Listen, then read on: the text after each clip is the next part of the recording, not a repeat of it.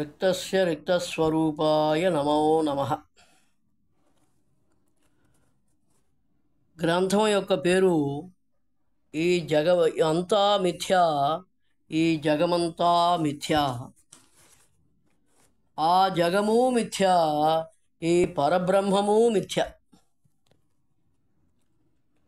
కలం పేరు బాలరామమూర్తి దోనేపూడి. రచనకర్త 26వ తత్వము, కాపీ రైట్స్ 26వ తత్వము.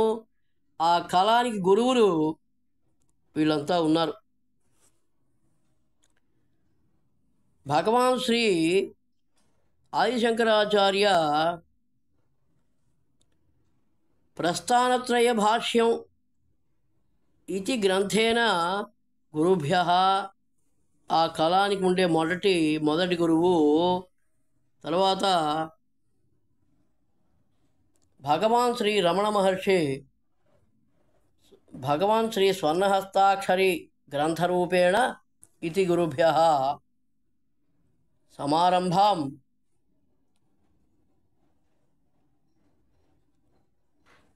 శ్రీ దోనేపూడి వెంకయ్య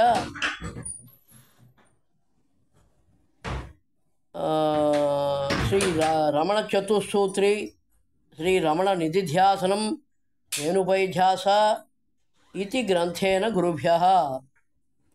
శ్రీ దోనేపూడి బాలరామమూర్తి మూర్ఖశిఖామణి శతకం, అరుణాచలేశ్వర సప్తశతి, అహం రిక్తస్వరూపః అస్తి,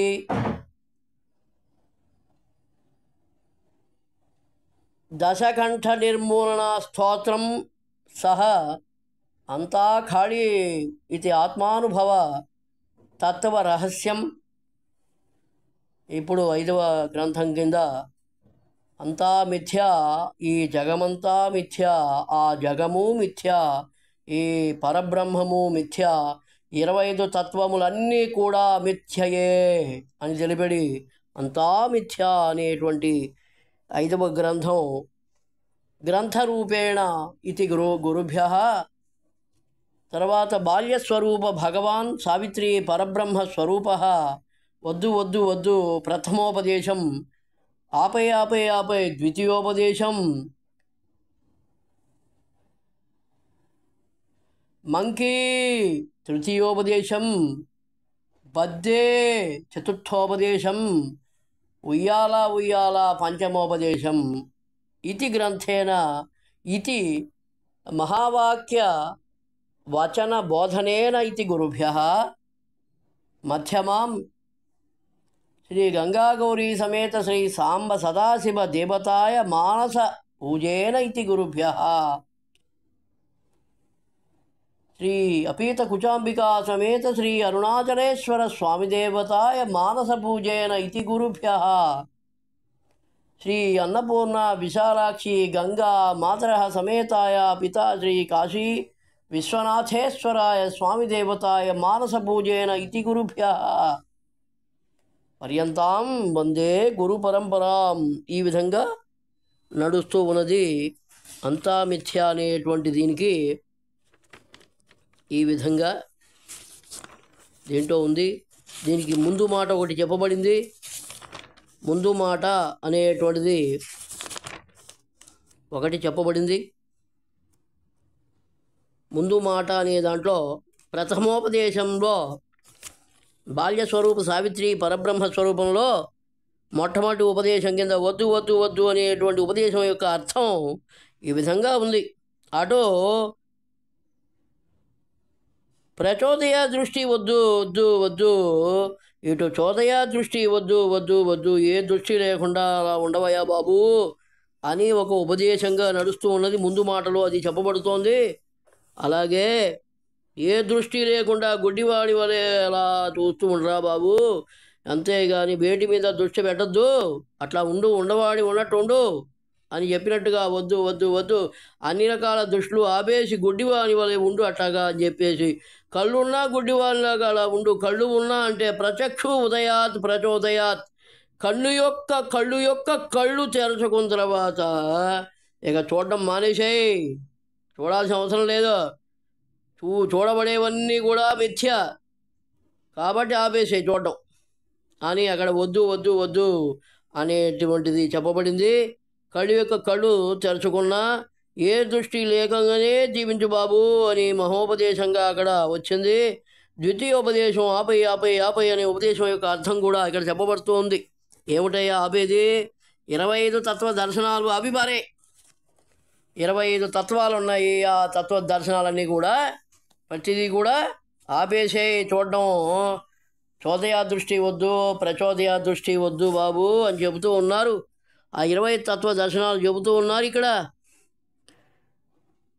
జ్ఞానేంద్రియాలు, కర్మేంద్రియాలు, విషయవాసనలు, ప్రాణాపాన, వ్యానోదాన, సమాన, సప్రాణ వాయువులు, ఇట్లా అంతఃకరణములు ఇవన్నీ కూడా ఉన్నాయి బాబు. ఉన్నాయి. ఒక్కొక్క తత్వం గురించి చూస్తే ఒక క్రియ చూస్తూ ఉన్నాం మనం. ఏమిటా క్రియ? స్పర్శించడం అనే క్రియ. స్పర్శించడం అనే క్రియకి జగత్తు అయినటువంటి దేహం యొక్క చర్మం, దాంట్లో ఈ స్పర్శించడం అనే క్రియలో దేహం జగత్తు యొక్క అంటే అసృష్టి నుండి సృష్టి ఏర్పడితే సృష్టి నుండి ప్రతి సృష్టి జరిగింది. ప్రతి సృష్టి జగత్తు అయింది. ఆ ప్రతి సృష్టి అయినటువంటి జగత్తుకు అనేక దేహాలు కలిపే జగత్తు అవుతుంది. ఒక్కొక్క దేహం యొక్క చర్మం చేత చర్మముతో స్పర్శించటం ఈ యొక్క చేస్తూ ఉన్నారు. ఎవరు అనేటువంటిది దేనితో చేత ఆ క్రియ జరుగుతోంది, ఏమి జరుగుతోంది, ఎవరి చేత చేయబడుతోంది ఆ క్రియ అనేటువంటిది 3 తత్వాలు కింద ఇక్కడ ఏర్పడుతూ ఉన్నాయి. క్రియ వచ్చేప్పటికి స్పర్శించడం అనే క్రియతో దేని చేత చేయబడుతోంది? చర్మము చేత. ఆ చర్మతత్వము మిథ్యా అని అక్కడ చర్మము ఉందనేటువంటి ఆలోచన తీసిపారేసి ఆపై ఉందనే ఆలోచనే తీసిపారే ఆపై అనేటువంటి ఆలోచన కింద అదే సమయంలో దేహము అను, చర్మము యొక్క చర్మము అను, స్పర్శము యొక్క స్పర్శము అను వాటి మీద కూడా ఆ దృష్టి అనేటువంటిది ఆపే అని అక్కడ బోధించబడుతూ ఉన్నది. చర్మము స్పర్శించడం,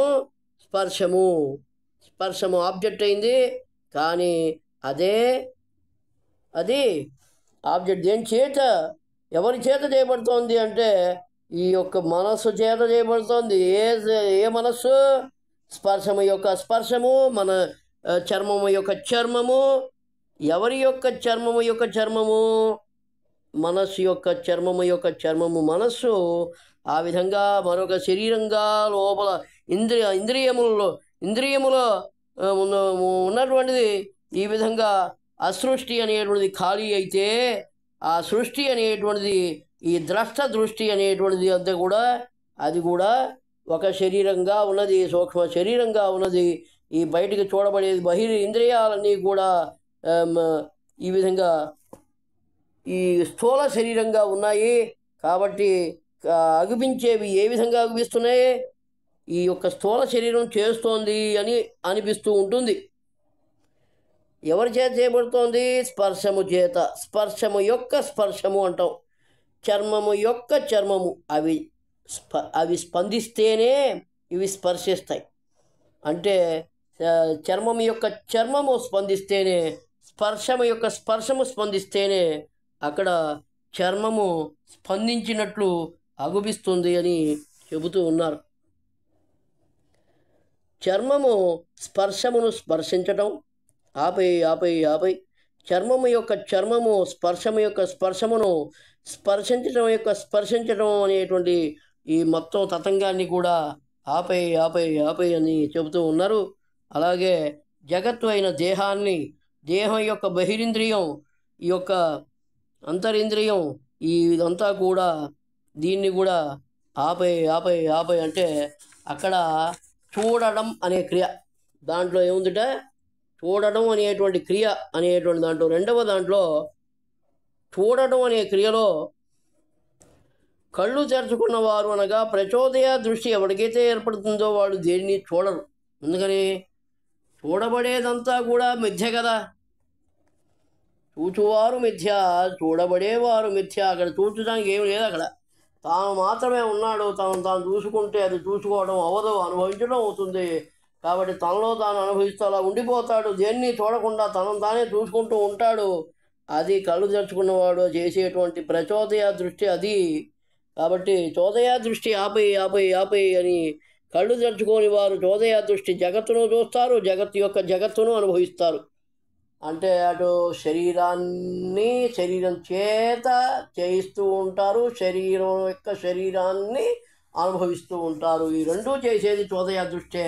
ఆ దృష్టి ఆపై ఆపై ఆపై అనేటువంటిది చెప్పబడుతూ ఉంది. తాను జగత్తును చూడటం మరియు తాను చూసుకుంటూ అనుభవించడం, ఈ రెండు చోదయ దృష్టిలోని భాగాలు రా బాబు అని చెబుతూ ఉన్నారు. ఆ విధంగా నడుస్తూ ఉన్నది. ఇక్కడ ఒక్కొక్క తత్వం గురించి ముందు మాటలో చెప్పబడుతూ ఉంది. స్పర్శించడం అనే క్రియ తీసుకుంటే త్వక్ అనేటువంటి తత్వం అక్కడ వచ్చింది. త్వక్ అనేటువంటి తత్వం అది ఆపే ఆపే ఆపే నీకు చర్మం ఉన్నదనేది ఆపేసే ఫస్ట్ అనేటువంటిది ఒకటి. స్పర్శ తత్వం అనేటువంటిది ఆపే ఆపే ఆపే వచ్చింది. త్వక్ అనేటువంటిది. అలాగే స్పర్శ అనేది అది మనసుగా ఉంది, చిత్తముగా ఉంది, బుద్ధిగా ఉంది. ఆ తర్వాత అహంకారముగా కూడా ఉన్నది. ఇవన్నీ చేసేది నేనే అని చెప్పేవాడు అహంకారంగా ఉన్నాడా అంటే అది ఆ యొక్క తత్వాన్ని ఎక్కడ పోస్తే అది పురుషుడా, స్త్రీనా, నపుంసకమా, స్వరూపమా 4 భాగాలు చేశారు. స్వరూపం అంటే రూప అంటే సూక్ష్మ శరీరం అని చెప్పవలసి వస్తుంది, కారణ శరీరం అని చెప్పవలసి వస్తుంది. ఏదైనా కూడా అదే అయితే కనుక అది మిథ్య. ఆపే ఆపే చూడటం, ఆపే ఆపే ఆపే అనేది రెండవ దాంట్లో చూడటం అనే క్రియ. చక్షు తత్వము ఆపే ఆపే ఆపే రూపము, బొమ్మ, చిత్రము, తత్వము, రూపతత్వము, చిత్రతత్వము ఆపై ఆపై ఆపై చక్షుతత్వము, రూపతత్వము పరబ్రహ్మానుభవ చక్షుతత్వంగా ఉన్నది. అది కూడా ఆపేయండి అని చెబుతూ ఉన్నారు. ఈ చక్షు తత్వము, రూపతత్వము అనేది మనస్సు, చిత్తము, బుద్ధి, అహంకారముగా ఉన్నది. ఆయా తత్వములు మిథ్య అని అక్కడ ఆ విధంగా అనుభవిస్తూ ఉండండి. మూడవది అక్కడ చెబుతూ ఉన్నారు. 3 యొక్క క్రియ రుచి చూడటం అనే క్రియలో అక్కడ ఒక తత్వం వస్తోంది. ఏమిటది? రుచి చూసేది ఏమిటి?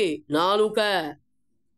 ఆ జిహ్వా తత్వము ఒకటి ఆపై ఆపై ఆపై రసతత్వము ఆపై ఆ నాలుక చేత రసాన్ని రుచి చూస్తోంది.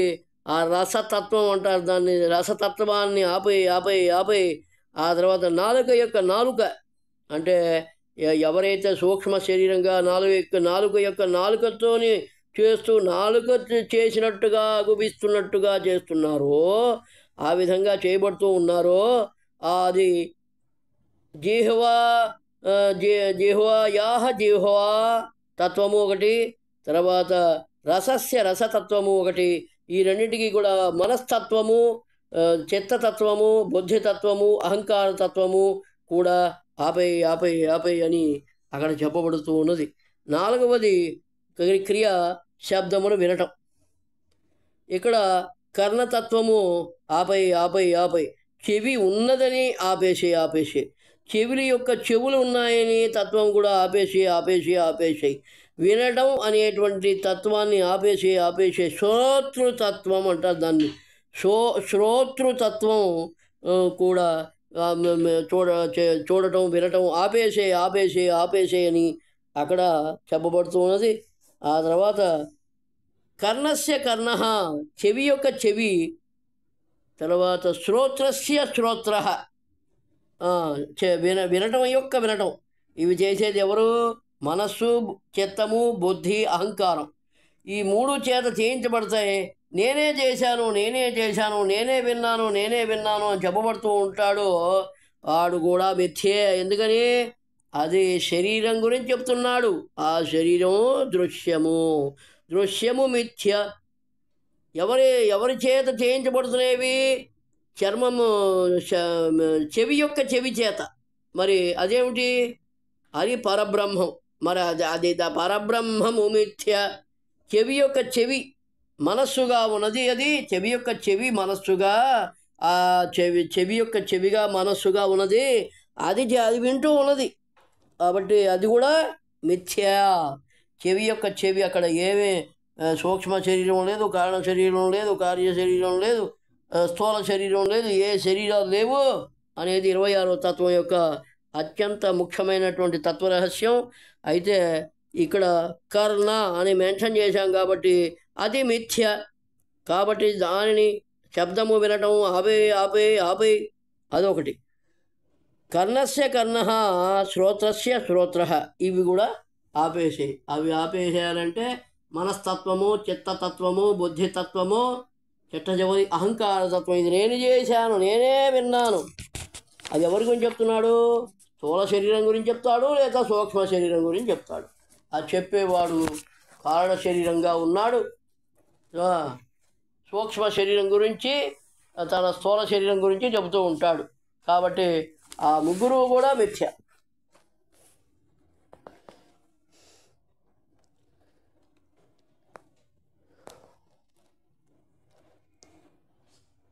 తర్వాత త్రాకడం అనే క్రియ. ఎన్ని క్రియలైనాయి? 4 క్రియలైనాయా? 4 క్రియలు. 5వ క్రియ త్రాకటం అనే క్రియ. చేయితో తాగుతున్నాడు, పాణితత్వం. తర్వాత పాణేహే త్రాకడం, పాణిగ్రహణ తత్వం.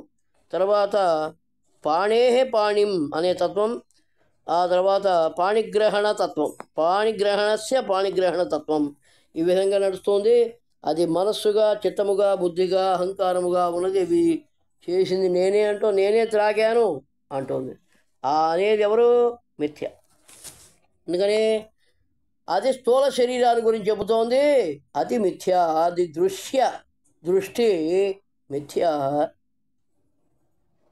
తర్వాత ఎవరి చేత చేయబడుతోంది?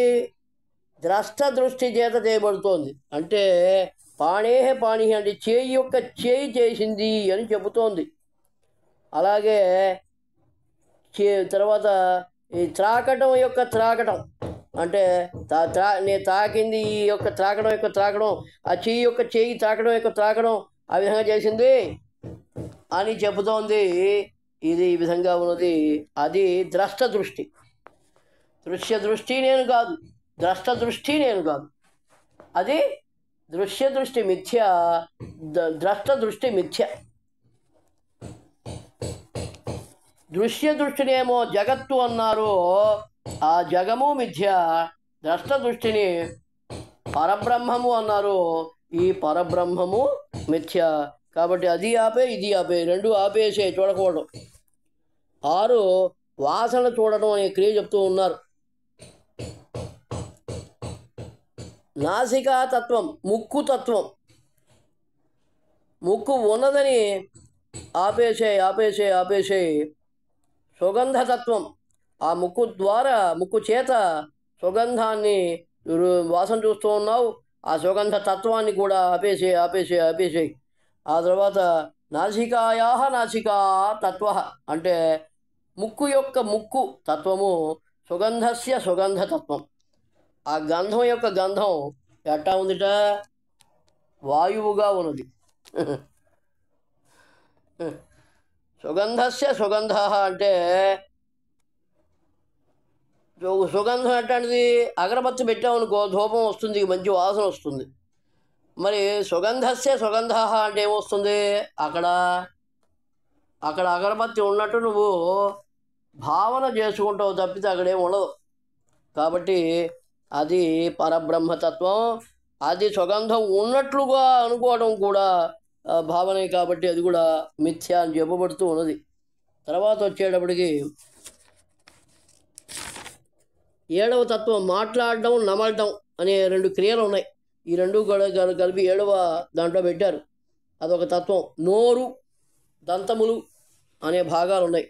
నోరు చేస్తున్నది అది ముఖతత్వం, దంతతత్వం. వాటిని కూడా లేవనుకునే విధంగా ఉండవయ్యా బాబు. నిన్ను నువ్వు అనుభవించేటప్పుడు అవి లేవనేటువంటి అద్భుతమైనటువంటి అనుభవం వస్తుంది. కాబట్టి ఆ అనుభవంలో ఉండిపో. ఇవి ఈ ముఖతత్వం నుండి, ముఖతత్వమును ఆపే. దంతతత్వాన్ని ఆపేయి. అలాగే మాట్లాడడం, నమలటం, భాషణతత్వం, చర్వణతత్వం. ఏదో ఒకటి నవ్వులుతూ కూర్చోవడం చేస్తే చర్వణతత్వం అవుతుంది. ఏదో ఒకటి మాట్లాడుతూ చేస్తూ ఉంటే అది భాషణతత్వం అవుతుంది. ఆ రెండు కూడా ఆపేసి అని చెప్పబడుతుంది. ఎవరి చేత అవ్వబడుతున్నాయి? నోరు యొక్క నోరుతో దంతస్య దంతాహ, దంతముల యొక్క దంతాలు అని. అంటే అది మనస్తత్వము, చిత్తతత్వము, బుద్ధితత్వము, ఆ తర్వాత అహంకార తత్వముగా ఉన్నాయి. అవన్నీ కూడా ఆపై ముందు మాటలో మనం వివరిస్తున్నాం. అంతా మిథ్య అనేటువంటి దాంట్లో మనం దాన్ని చదువుతాం. తర్వాత 8వ క్రియ కూర్చోవడం, నడవడం, దొడ్డికెళ్ళటం, పొచ్చబోయటం, ఇట్లాంటి క్రియలన్నీ కూడా చేస్తూ ఉన్నదిట ఈ యొక్క శరీరం. చేస్తున్నట్టు కనబడుతుంది, అది చేయదు. కాబట్టి అక్కడ తత్వం ఏం చెప్తున్నారు? గుహ్యతత్వం. అంటే ముడ్డిని గుహ్యం అని అన్నారు. అక్కడ గుహ్యతత్వం ఉంది. ఆ తత్వాన్ని ఆపే అనేది ఒకటి. తర్వాత పాదవు అంటే పాదములు, 2 పాదములు, పాదతత్వం ఆపేసేయి అనేది. ఇది బహిరింద్రియాలు. తర్వాత అంతరింద్రియాలు అనేటువంటిది ఉంటాయి. తర్వాత అంతరింద్రియాలంటే పాదస్య పాదాహ, గుహ్యస్య గుహ్యం అనేది అంతరింద్రియం అని చెప్పబడుతుంది. అది తర్వాత ఇదేమిట క్రియ? కూర్చోవడం, నడవడం, ఇటువంటివన్నీ చేస్తూ ఉంటుందిట. కూర్చోవడం అంటే ఉపవిశతి తత్వం ఆపేసేయి. చలనతత్వం ఆపేసే. నడవటం ఆపేసి ఎక్కడికి పోవాలి, ఎక్కడికి పోకల. ఇది ఈ విధంగా నడుస్తూ ఉన్నది.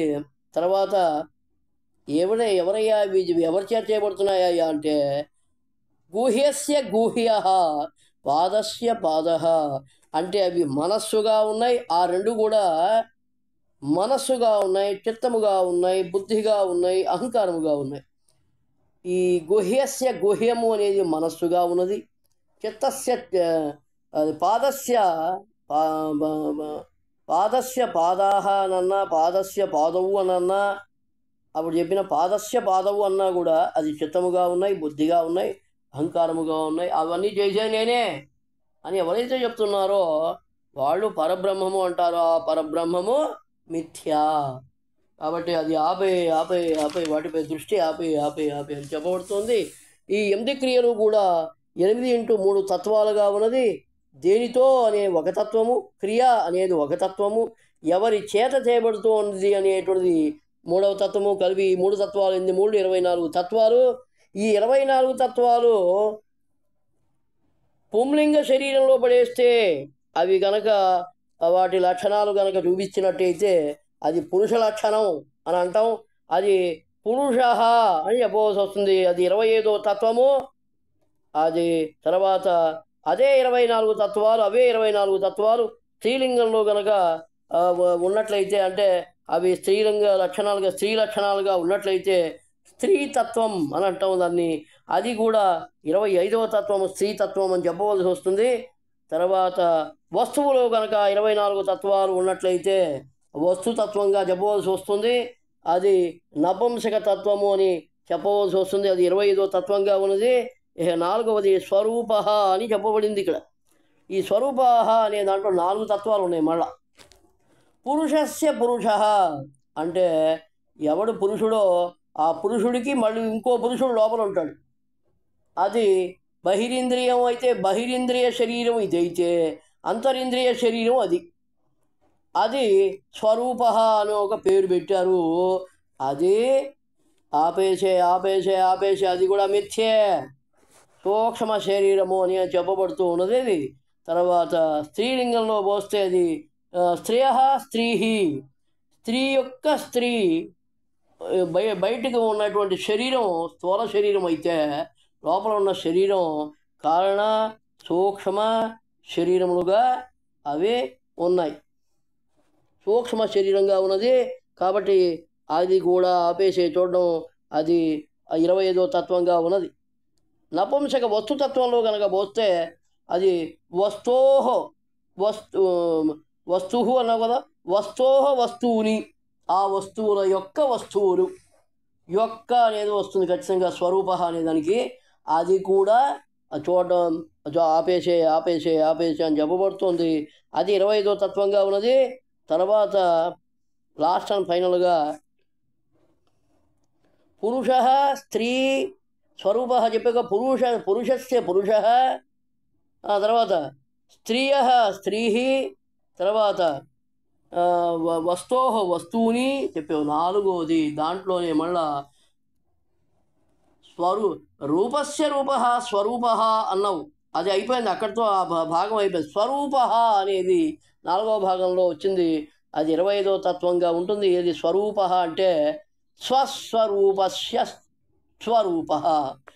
అదే 4వది చిట్ట చివరిది 25వ తత్వంగా ఉండేది. చిట్ట చివరిదిగా ఏదుందో అదే 26వ తత్వపు ప్రథమ అడుగుగా ఏర్పడి ఉంది. స్వస్వరూపస్య స్వరూప అనేది స్వరూపగా అక్కడ చిట్ట చివరి భాగంగా ఉన్నది.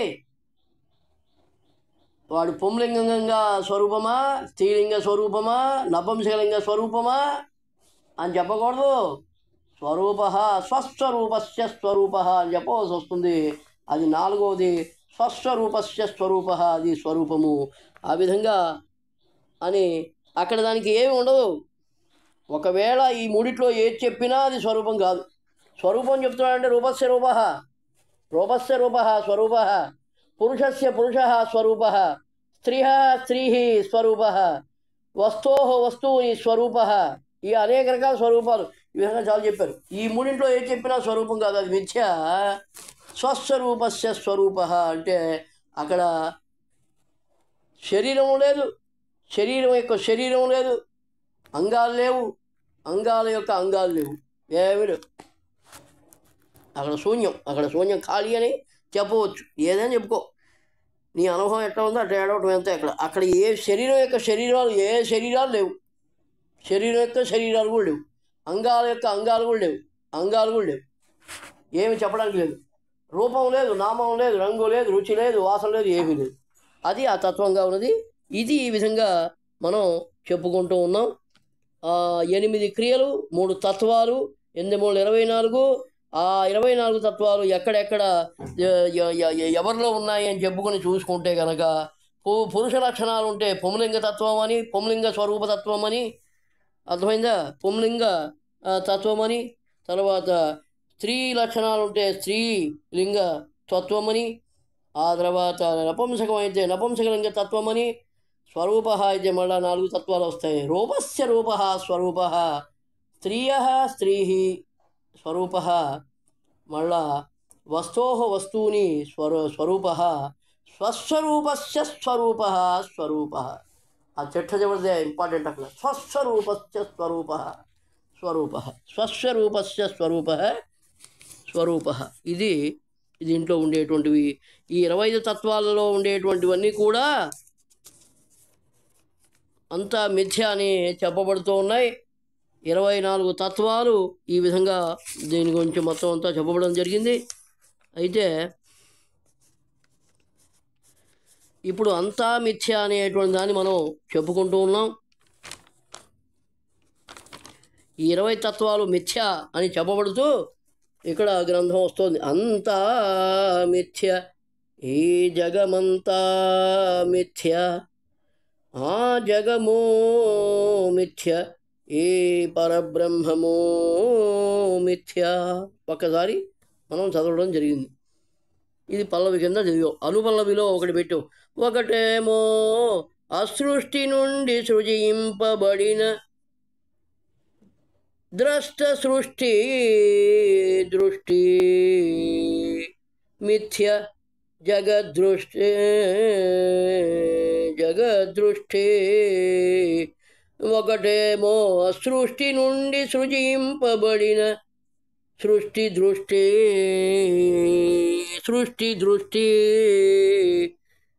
దృశ్య దృష్టి జగదృష్టి మిథ్య. ఈ మూడింటిని చెప్పు. ఒకటేమో అసృష్టి నుండి సృజింపబడిన సృష్టి దృష్టి మిథ్య, దృశ్య దృష్టి మిథ్య, జగదృష్టి మిథ్య, జగదృష్టి మిథ్యా దృశ్య దృష్టి మిథ్యా మరోటేమో అంతరింద్రియముల చేత స్వతసిద్ధముగా అనుభవించబడే ద్రష్ట సృష్టి దృష్టి మిథ్య. ఎందుకంటే సూక్ష్మ శరీరం, ఇది స్థూల శరీరం కాబట్టి ద్రష్ట సృష్టి దృష్టి మిథ్య. దృక్ దృష్టి మిథ్యా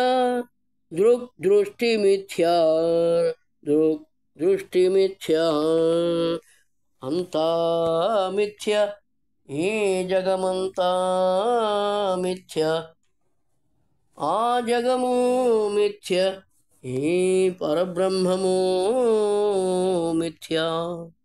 ఇక్కడ అనుపల్లవిలో రెండో అనుపల్లవి చెప్పుతూ ఉన్నాం. లేని దానిని ఉన్నదనుచో పట్టుకొనుటే మిథ్య, ఆ కట్టుకొనుటే మిథ్య. ఉన్నదానిని లేనిదనుచో నిరాశపడుటే మిథ్య, నీరసించుట మిథ్య, అంతా మిథ్య, ఈ జగమంతా మిథ్య, ఆ జగమో మిథ్య, ఈ పరబ్రహ్మమో మిథ్య. అనుపల్లవిలో మూడవది.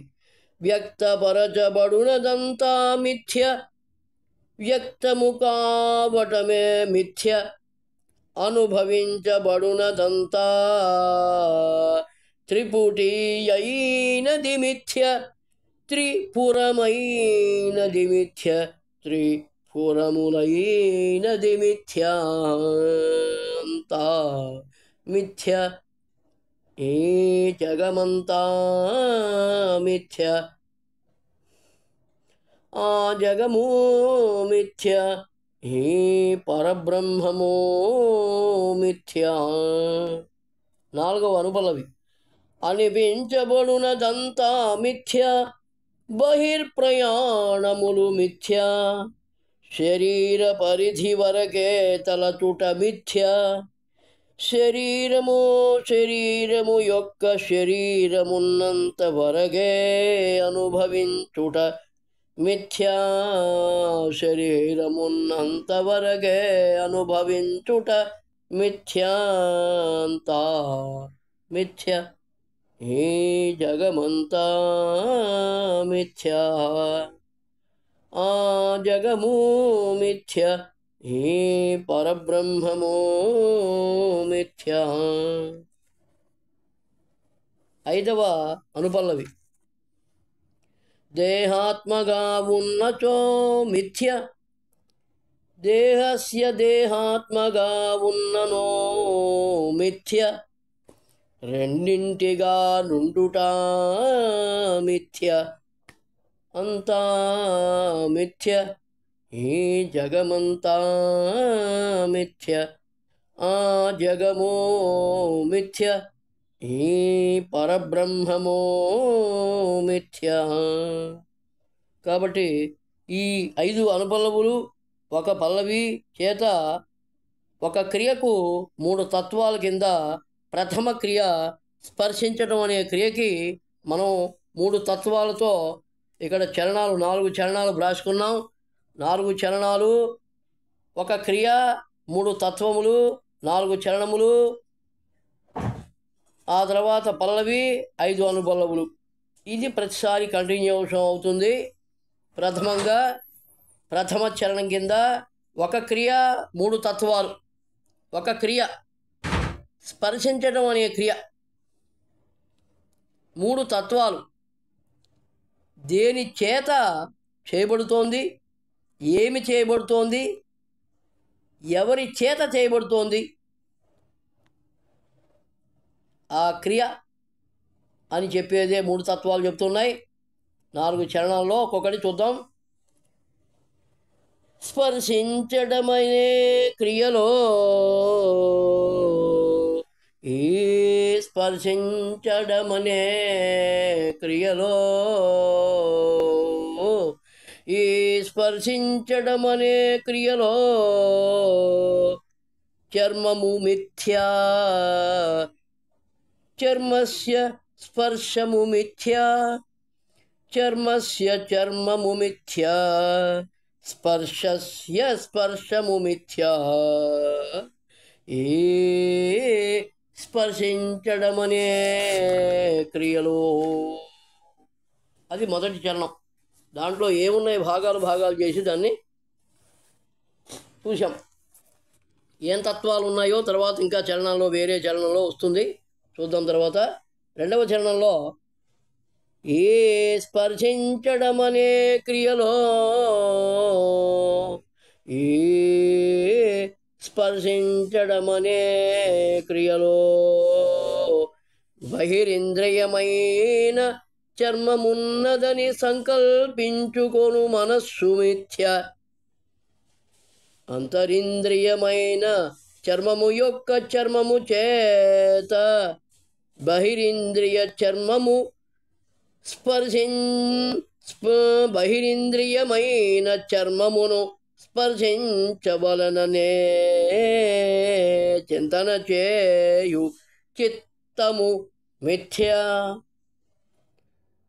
బహిరింద్రియమైన చర్మమును అంతరింద్రియమైన చర్మము యొక్క చర్మము చేత ఈ రెండింటినీ స్పర్శించవలననే నిశ్చయించుకొను బుద్ధితత్వము మిథ్యా. బుద్ధితత్వము మిథ్యా. బహిరింద్రియమైన చర్మమును అంతరింద్రియమైన చర్మము యొక్క చర్మము చేత స్పర్శించినది నేనే అను అహంకారతత్వము మిథ్యా. అహంకారతత్వము మిథ్యా. ఏ స్పర్శించడమనే క్రియలో ఏ స్పర్శించడమనే క్రియలో. మూడవ చరణంలో తత్వాలు వస్తున్నాయి.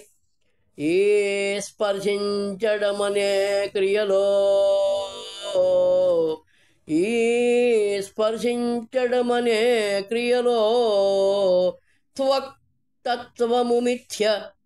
స్పర్శతత్వము మిథ్యా. త్వచః త్వక్ తత్వము మిథ్య. స్పర్శస్య స్పర్శతత్వము మిథ్య. ఈ రెండింటి యొక్క మనస్తత్వము మిథ్య.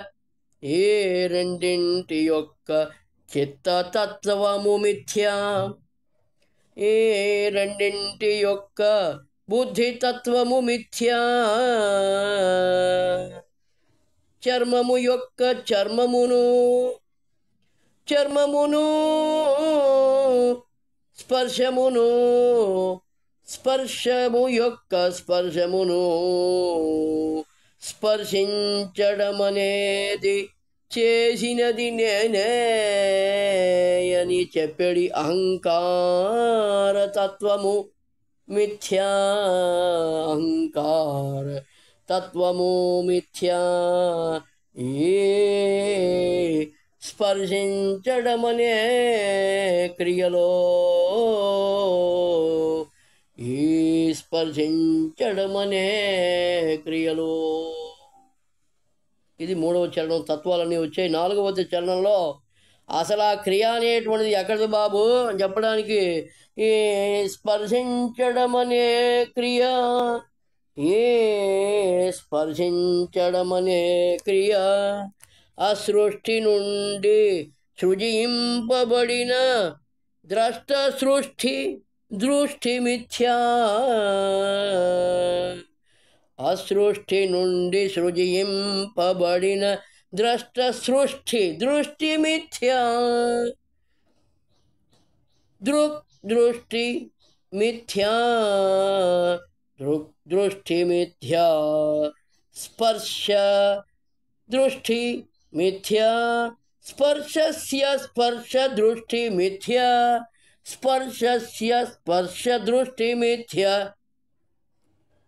త్వచః త్వక్ దృష్టి మిథ్యా. త్వచః త్వక్ దృష్టి మిథ్యా. అది ఒకటి. దాంట్లోనే ఆ ద్రష్ట సృష్టి నుండి సృజింపబడిన ప్రతి సృష్ట్యనబడే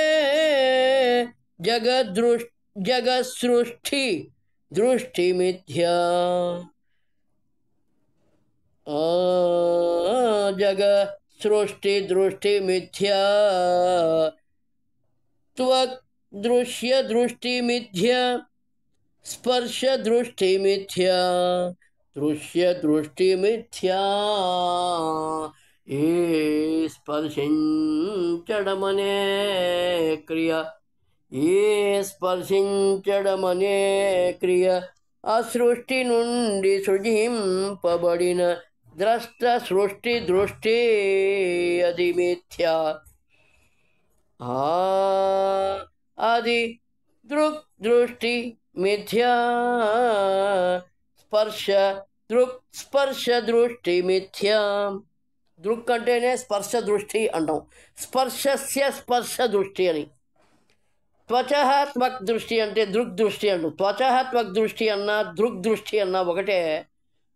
స్పర్శస్య స్పర్శ దృష్టి అన్నా దృక్ దృష్టి అన్నా ఒకటే. త్వచ త్వక్ దృష్టి మిథ్యా. స్పర్శస్య స్పర్శ దృష్టి మిథ్యా. దృక్ దృష్టి మిథ్యా. 2 ఆ ద్రష్ట సృష్టి నుండి సృజింపబడిన ప్రతి సృష్టి అనబడే జగసృష్టి దృష్టి మిథ్యా. త్వక్ దృశ్య దృష్టి మిథ్యా. స్పర్శ దృశ్య దృష్టి మిథ్యా.